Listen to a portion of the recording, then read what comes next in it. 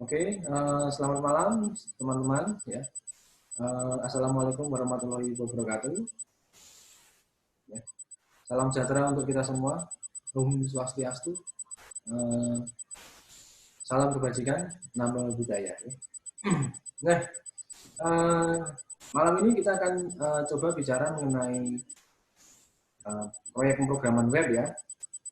Tetapi topik yang kita bahas kali ini adalah mengenai bagaimana desain web gitu ya mempengaruhi proyek kita gitu ya. Nah, nantinya kita juga akan menggunakan, saya memperkenalkan aplikasi-aplikasi alternatif ya, selain yang Anda tahu mungkin seperti Macromedia atau Adobe Reader gitu ya, itu bisa membantu Anda untuk bekerja ya, dan tidak menimbulkan ketergantungan di satu merek gitu ya. Nah, oke. Mungkin langsung saja saya masuk ke PPT. Nanti saya minta respon dari saudara-saudara ya, apa terlihat jelas atau tidak begitu. Nah, sebelumnya materi ini nanti akan coba saya upload di blog ya. Jadi misalnya saya kemudian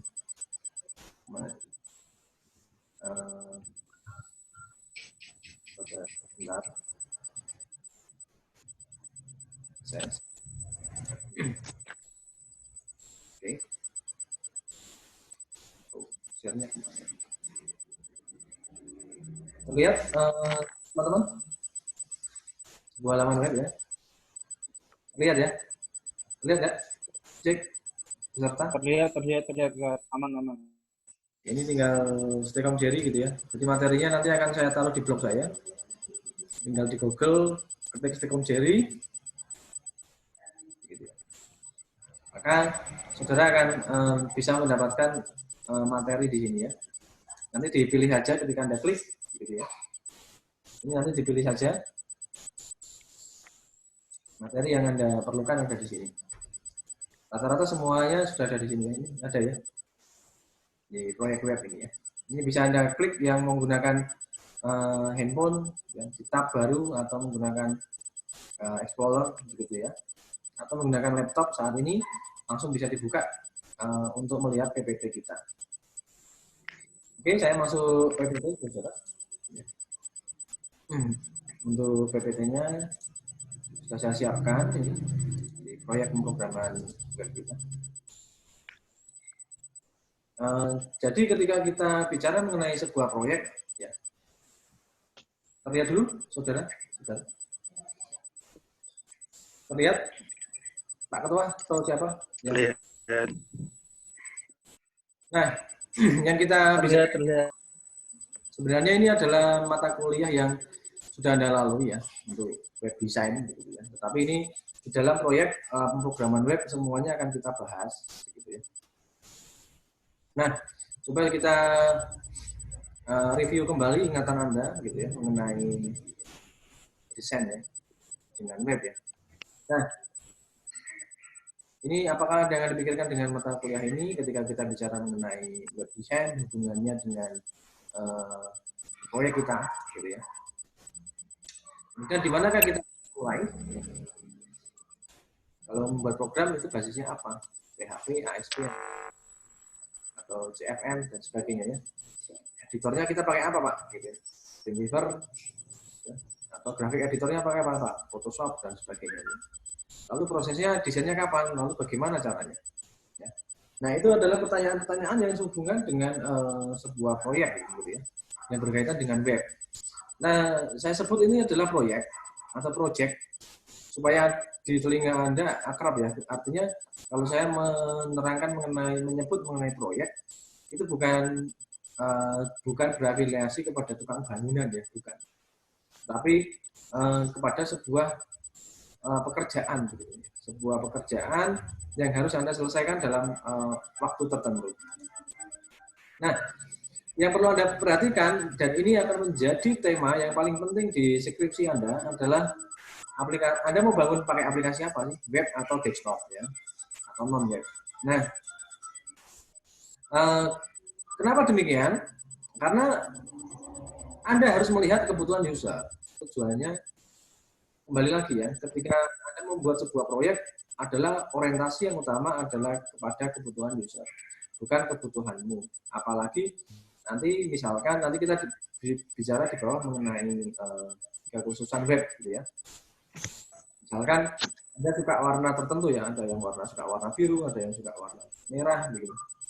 Nah, tetapi dalam bentuk proyek itu tidak bisa Anda memainkan warna-warna kesukaan Anda tadi dan memaksakan ke dalam sebuah proyek gitu.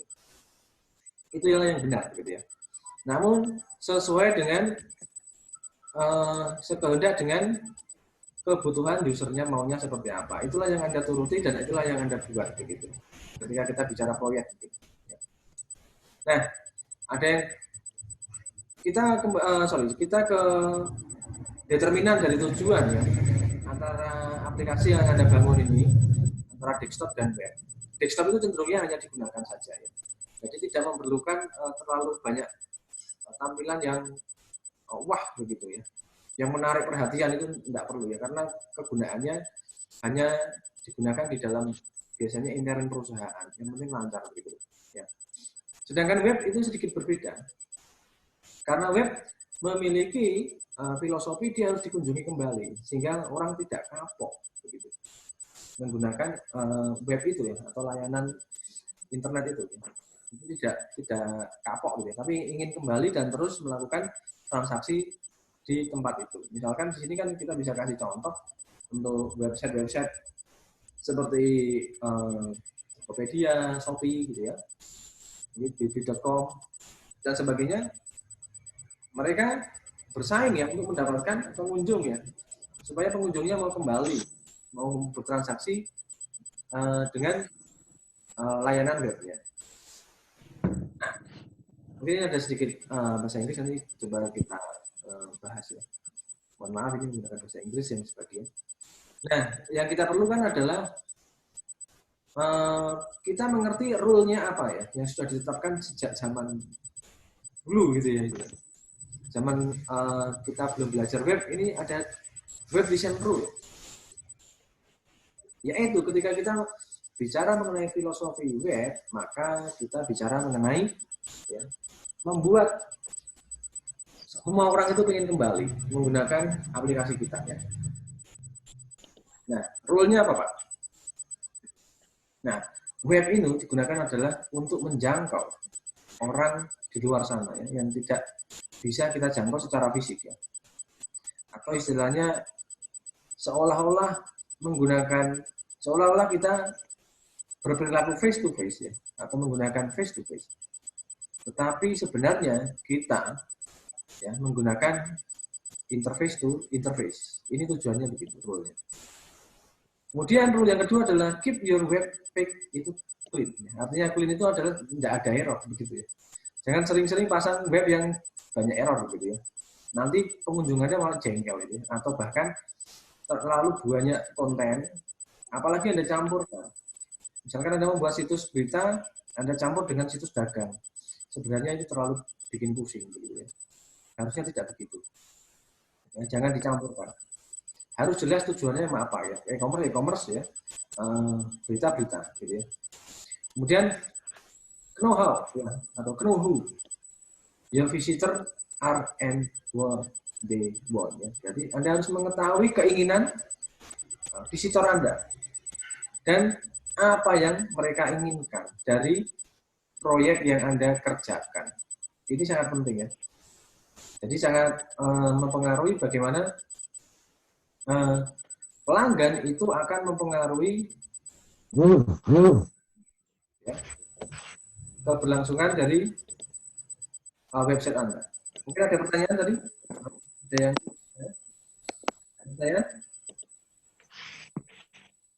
Halo? Ada yang ditanyakan? Saudara, bisa saya lanjut? Pak Ketua, ada yang mau tanyakan mungkin?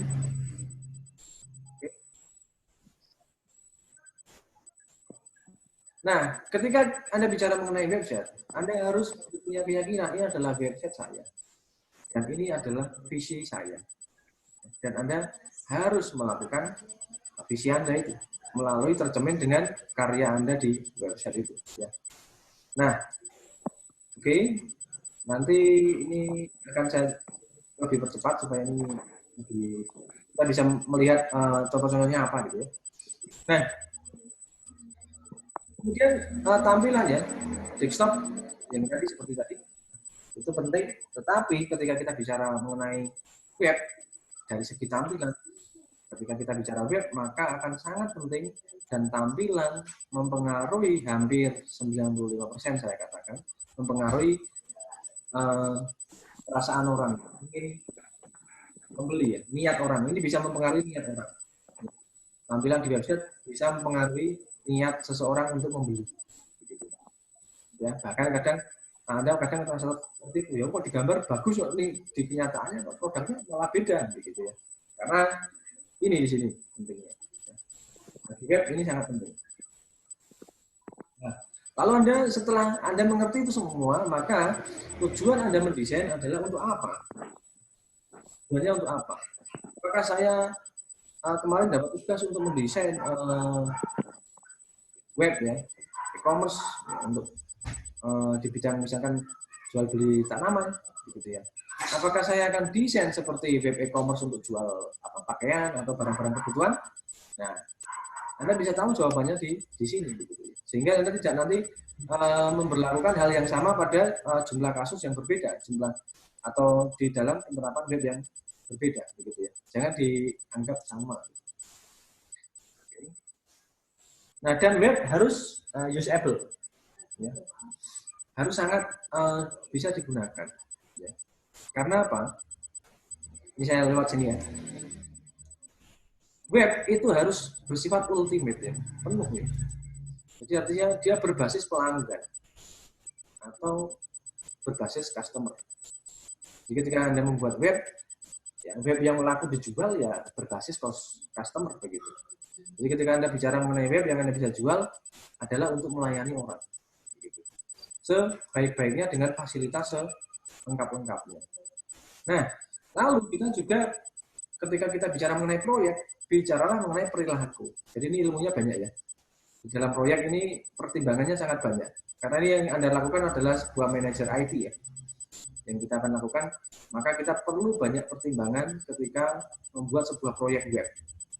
Jadi ketika ada mata kuliah proyek web, ini adalah sebuah hal yang besar yang Anda akan kerjakan, bekerja sama dengan orang, dan ini akan masuk ke dalam semua lini ya. Ilmu itu masuk di sini. Nah ini perilaku user, ya, perilaku konsumen. Maka ilmunya biasanya adalah behavior ya. Nah ini teori pembelajaran manusia yang fokus, yang mengamati secara objektif dan aktivitasnya ya, aktivitas mental dan aktivitas bersosial networknya, kemudian aktivitas bernettingnya gitu, atau aktivitas dia di dunia maya. Nah sekarang kalau kita perhatikan aktivitasnya akan lebih banyak gitu ya, interaksi manusia itu ke dalam. Nah, oke. Terus ya, berkaitan dengan behavior, ini apakah ada Pak web yang model begitu? Ada ya. Ketika Anda melihat Amazon.com nanti bisa Anda lihat ya. Di sana dia bisa memprediksi perilaku atau menawarkan barang. Lihat teknologinya Google ya. Misalkan Anda menggunakan YouTube dan sebagainya itu, Anda bisa lihat ya. Bagaimana ketika Anda misalkan memilih channel misteri, maka video berikutnya akan muncul channel misteri juga. Apalagi ada setelah Anda subscribe gitu ya, maka dia akan selalu muncul di handphone Anda ya, begitu. Nah itu sebagai contohnya seperti itu. Ketika kita bicara mengenai web e-commerce, maka web itu bisa memperlihatkan perilaku kita. Kalau berhubungan dengan hal lain, misalkan nanti mungkin minggu depan ya, berkaitan dengan mungkin teknologi yang lebih behavior ya. Itu misalkan Google Map ya, yang mampu mempelajari Anda. Anda bisa melihat rekaman beberapa waktu ke belakang. Anda pergi kemana saja di Google Map Anda ketahuan, ya. Atau nanti dia bisa buat prediksi. Ya, di Semarang itu 1-2 hari lagi itu bisa jalannya lengang nggak ya? Itu Google bisa begitu. Ini namanya behavior. Ya. Jadi kalau kita melihat sistem seperti ini sudah diterapkan oleh banyak web, gitu ya, atau banyak pengembang. Karena dengan demikian web kita akan mampu mempelajari orang, begitu. Itu yang kita inginkan seperti itu ya, dan kita pelajari di sini. Nah, nanti dengan teknologi market basket analysis itu bisa kita gunakan, ya itu teknologi ya sebenarnya ya. Saya bicara agak sedikit menyenggol ke teknologi big data sedikit ya. Itu ya. Maka bisa digunakan ya, market basket analysis bisa kita terapkan pada website kita. Sehingga nanti kita mau beli sabun, maka muncul item kedua odol, gitu ya. Kita beli odolnya, mungkin pilihan yang kedua adalah misalkan beli apa lagi, gitu. Ya, yang berkaitan dengan alat mandi biasanya begitu. Nah itu behavior. Ya, nah oke. Kemudian untuk cognitive of learning ya, pembelajaran ini bisa dilakukan mendapatkan informasi baru, ini sifatnya kognitif aja. Kemudian mengintegrasikan informasi baru ke dalam struktur pengetahuan. Kognitif itu berkaitan dengan daya pikir, dengan daya nalar ya. Lalu menyesuaikan cara berpikir Anda ya. Jadi artinya begini, web ini bikinlah semudah-mudahnya sehingga ketika orang join kepada Anda atau menggunakan web Anda itu tidak terlalu ribet. Karena bukan seberapa ribet orang menggunakan aplikasi, tetapi seberapa mudah orang menggunakan aplikasi. Begitu. Meskipun webnya mungkin banyak ya seperti Shopee dan sebagainya, tapi orang mau belanja itu tidak diribetkan, gitu, tidak membingungkan. Gitu ya. Nah, kemudian ada constructivism ya. Ini ada istilah juga, ada positivism gitu. Ini sedikit nyenggol ke ilmu-ilmu filosofi ya. Nah, belajar adalah sebuah pencarian makna. Meaning require understanding whole as well as apart. Ya. Artinya apa ini? Jadi apa? Pengertian kita. Jadi arti yang sesungguhnya itu merekomendasikan sebuah pengertian yang menyeluruh dari keseluruhan bagian. Gitu. Ya seperti yang kita pelajari saat ini ya. Ketika kita bicara mengenai proyek, maka seluruh hal yang berkaitan dengan proyek Anda akan pikirkan. Tidak hanya melulu soal webnya jadi sudah beres gitu. Enggak. Semuanya begitu ya. Semuanya yang saya bilang. Oke. Saya lewat aja ya. Nah, ini saya lewati.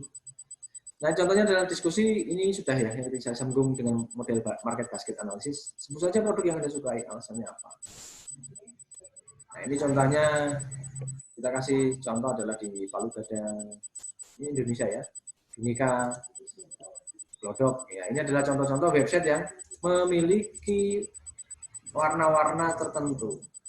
Ini bisa menjadi branding ya. Jadi website Anda bisa memiliki branding. Nah, brandingnya seperti apa, Pak?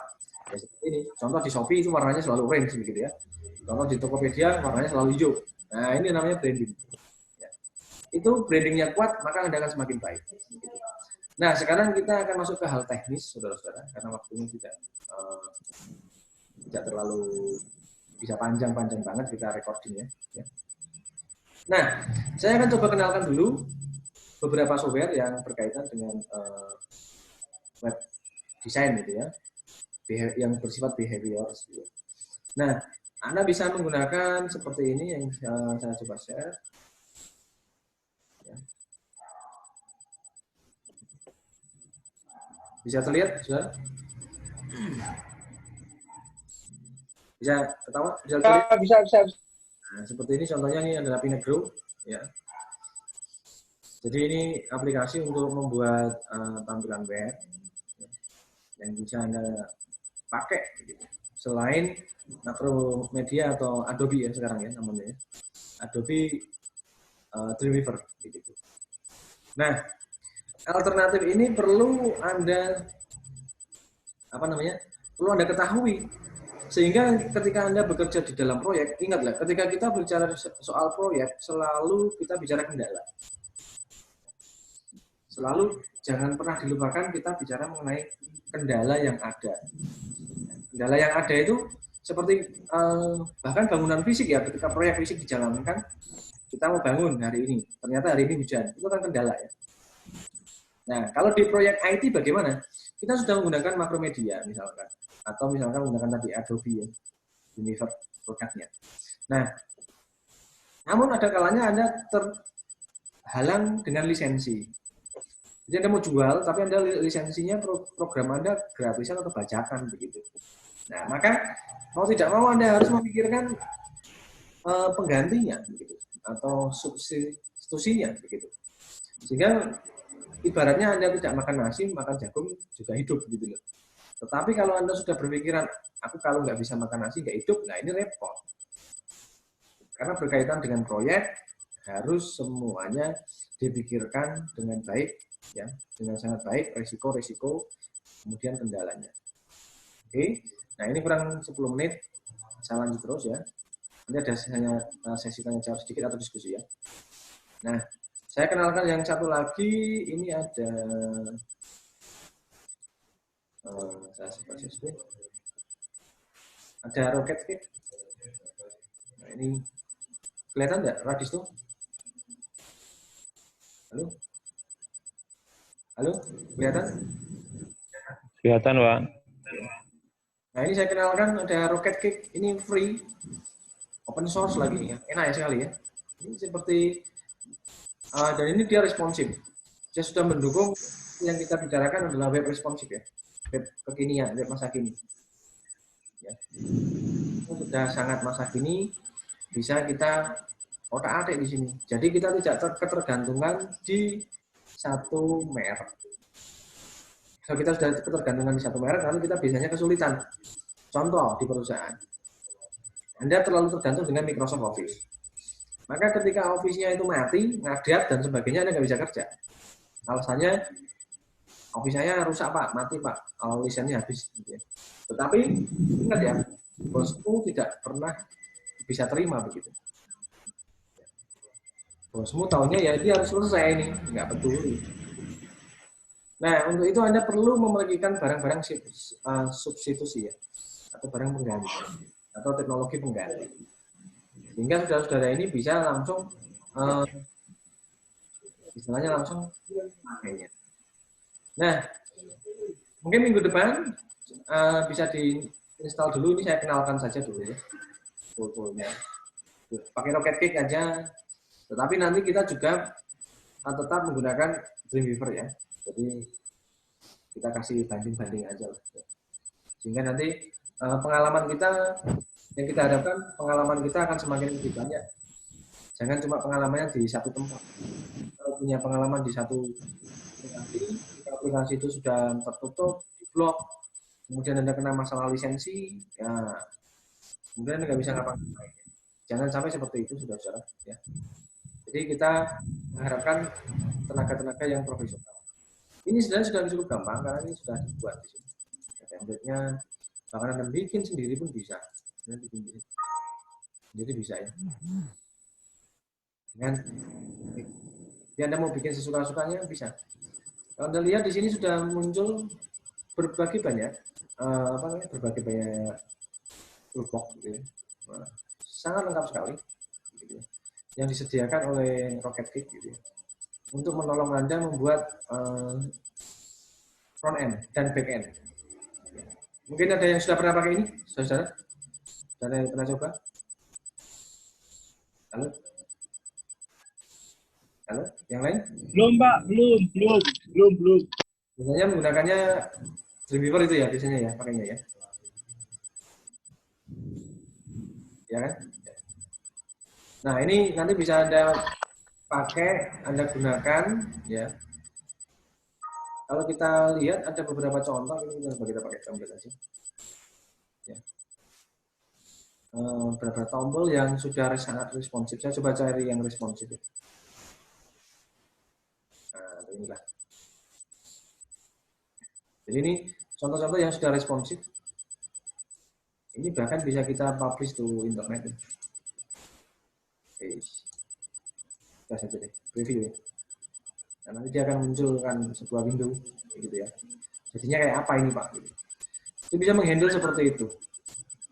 Jadi tampilan-tampilan responsif, dinamis, itu sekarang adalah hampir semua web menggunakan itu, mengadopsi teknologi itu. Jangan sampai nanti Anda bicara mengenai proyek, ditanyain, ya, ini tampilannya pakai apa Pak? Kemudian Anda hanya bisa jawab, ya menggunakan ini Pak, HTML biasa, ya. Atau tampilannya hanya menggunakan CSS 1, 2, 3, 4 Pak. Nah itu bagi sebagian konsumen berarti Anda menjual teknologi yang lama. Nah ikutilah perkembangan teknologinya, kemudian mengadopsilah. Ketika kita bicara mengenai penggunaan teknologi untuk proyek ya. Jadi semakin teknologi itu semakin baru, maka adopsilah teknologi juga yang baru. Begitu. Ya. Meskipun nanti ada konsekuensinya ya. Tentu saja hardware-nya, kemudian browser-nya aja juga akan lebih baru. Begitu. Itu dari konsekuensi segi plus minus gitulah istilahnya. Coba kita lihat hasilnya kayak apa sih. Nah, hasilnya coba saya share seperti ini, saudara. Sila terlihat tadi itu terlihat. Nah ini hasilnya seperti ini, contoh-contohnya. Kita klik tombolnya, ini sudah sangat responsif. Ya. Nah ini dia responsif. Jadi kita dibuat senyaman mungkin dengan semudah mungkin. Ini Anda tidak perlu coding yang ribet loh sebenarnya masuk sini. Ya. Anda tidak perlu coding yang luar biasa ribet gitu ya, tetapi dengan yang sederhana. Itu Anda bisa lakukan pembuatan desain-desain ini. Ya. Bahkan Anda bisa memilih beraneka macam beraneka macam model. Mau bikin yang seperti apa, saya tinggal langsung edit, kemudian langsung dipublish. Sangat memudahkan Anda sekali, sangat memudahkan. Bahkan ini lebih mudah dari Adobe Adobe Dreamweaver gitu. Bisa sangat mudah sekali. Bahkan untuk tool-tool manipulasinya juga sangat mudah sekali ya dipakai. Seperti kita lihat yang lain, itu masih lihat-lihat contoh-contoh ya, yang lebih responsif gitu. Benar sini bisa responsif gitu. Kalau saya pikir ini sudah bisa terlihat dari Bootstrap ini, tampilan-tampilan Bootstrap. Coba kita preview. Jadi kita coba lihat dia, kemudian apakah dia bisa edit.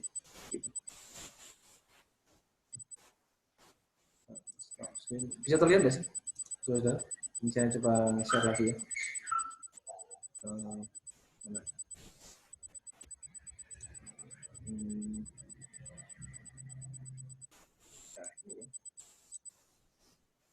Kelihatan ya, saudara ya?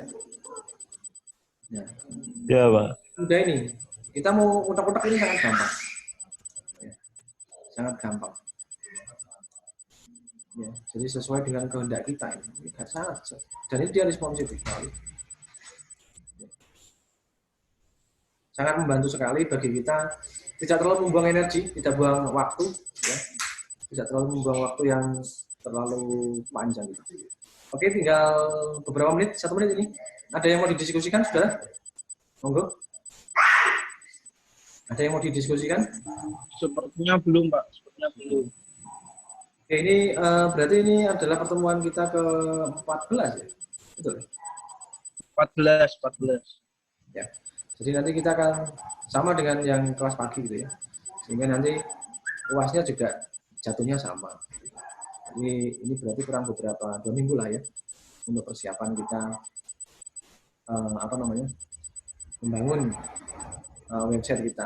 Nah, untuk websitenya itu sebenarnya saudara-saudara ada yang contohnya, ada yang sudah jadi, Pak, ada ya di blog saya itu sudah ada. Tinggal Anda pasang di situ. Ya, di SAM. Kemudian Anda bisa utak-utak sendiri di situ. Sudah ada, saya kasih database-nya juga ada. Ya. Saya kasih database di situ sudah ada. Ya, jadi lengkap sekali ketika nanti saudara-saudara bisa mengambilnya gitu, di website saya. Ya. Di sini. Oke, Saya pikir seperti itu, saudara. Ini waktunya sangat dibatasi sekali, ini akan mati. Oke, cukup ya? Cukup ya? Iya, Pak. Ya, oke. Demikian kuliah kita malam ini, ya sudah. Kita akan ketemu di malam yang lain. Terima kasih. Salam saudara, salam keluarga dan selamat istirahat. Oke? Malam. Ya.